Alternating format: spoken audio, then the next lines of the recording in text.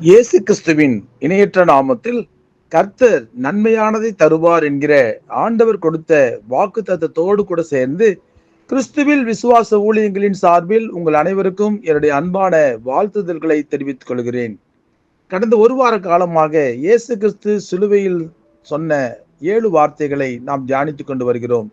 அது இறுதி வார்த்தையாக இன்றைக்கு நாம் தியானிக்க இருப்பது லூக்கா எழுதின சுவிசேஷம் 23ஆம் அதிகாரம் 46ஆம் வசனம்.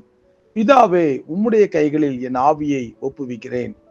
இன்றைய செய்தியின் தலைப்பு ஒப்புவிப்பு. இந்த உலகத்தை சுற்றி பார்க்க வந்த சுற்றுலா பயணிகள் நாம். வந்த வேலையை முடித்துவிட்டு கண்டிப்பாக ஒரு நாள் நாம் கிளம்பிதான் ஆக வேண்டும். ஆனால் எங்கிருந்து கிளம்பி வந்தோம், மீண்டும் எங்கு போக போகிறோம் என்பது நமக்கு தெரிந்திருக்க வேண்டும். ஆனால் பலருக்கு அது இன்னும் தெரியவில்லை.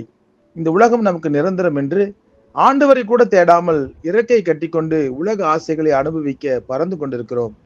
அப்படிப்பட்டவர்களுக்கு தான் இயேசு கிறிஸ்து இந்த வசனத்தின் மூலம் ஒரு தெளிவான பாடத்தை கற்றுக் கொடுக்கிறார்.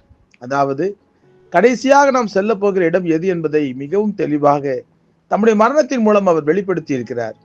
நம்முடைய இறுதி நாட்கள் எப்பொழுது வேண்டுமானாலும் வரலாம். இந்த உலகத்தை விட்டு கடந்து போகும்போது நாம் பிதாவின் இடத்தில் போய் சேர வேண்டும். அதற்கு என்ன செய்ய வேண்டும்? உலகத்தில் உள்ளவைகளிலும் நாம் அன்பு கூறக்கூடாது. பிதாவின் இடத்தில் அன்பு இல்லாதவர்கள் தான் உலகத்தில் அன்பு கூர்ந்து உண்மையான பிதாவின் அன்பை இழந்து விடுகிறார்கள். நம்முடைய ஆவியை பிதாவின் இடத்தில் ஒப்புக் கொடுக்க வேண்டும் என்று நாம் விரும்பினால், இந்த உலகத்தை நேசிக்காமல் தேவன் நமக்காக ஆயத்தமாக வைத்திருக்கிற பரலோக வாழ்க்கையின் மேல் வாஞ்சியுள்ளவர்களாக நாம் மாற வேண்டும்.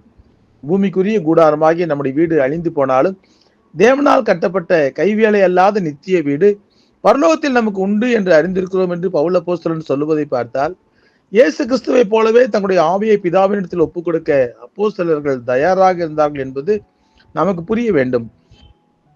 ஆண்டவர் தன்னுடைய ஆவியை பிதாவினிடத்தில் ஒப்புவிப்பதற்கு முன்பு என்ன செய்தார் என்பதை ஆராய்ந்து பார்த்து, நம்முடைய ஆவி பிரிவதற்குள் நாமும் அவரை போல நன்மையான காரியங்களை செய்ய ஆயத்தமாக வேண்டும்.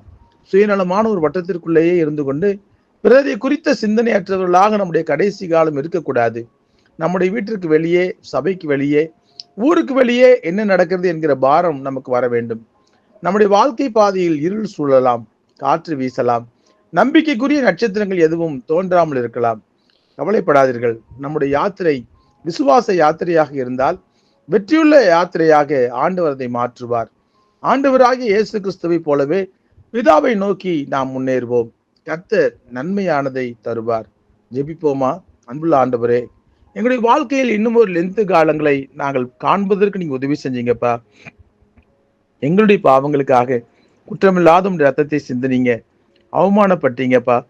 ஆண்டவரே, சிலுவையிலே மிகுந்த வேதனையோடு கூட நீங்க சொன்ன வார்த்தைகளை எல்லாம் நாங்கள் தியானித்து பார்க்கும்போது, அதை எங்கள் வாழ்நாள் முழுக்க நாங்கள் தியானித்து பார்த்து எங்களுடைய பாவங்களை எல்லாம் உம்மிடத்தில் அறிக்கையிட்டு உமக்கு சாட்சியாக வாழ, இந்த உலகத்திலே எங்கள் ஜீவன் போவதற்கு முன்பாக உம்மை போலவே நாங்கள் செயல்பட எங்களுக்கு பலன் கொடுங்க.